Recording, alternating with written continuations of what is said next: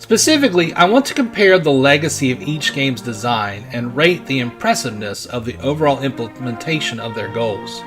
This is another tough category, but hopefully I can express my opinion on the matter clearly. Super Mario World starts with a clear disadvantage in this category simply because it is the earliest released of the three.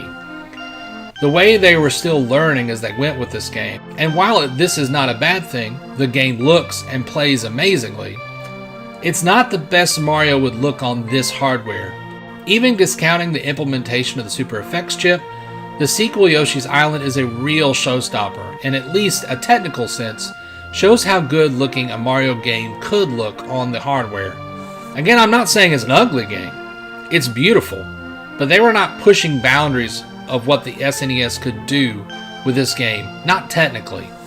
Most of the achievements are iterations of past endeavors rather than solely new designs.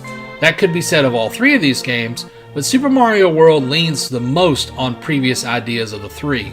The most innovative, relatively original ideas all revolve around Yoshi, and still incredibly impressive, but again, this is a competition between giants, and it's not quite enough to pull the win here. I've said before that I don't think A Link to the Past is breaking much ground graphically.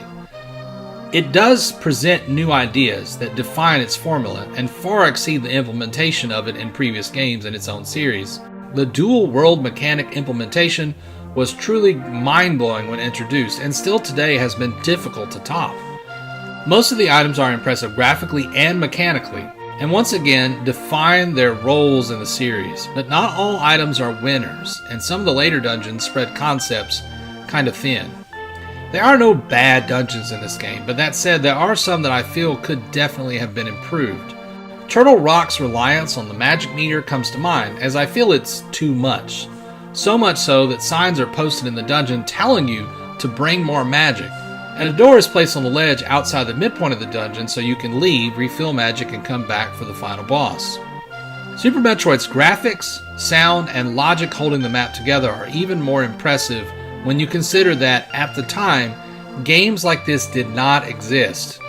There were only two other Metroidvanias to draw from, and Super Metroid improved the mechanics of its forebears in huge leaps instead of small jumps.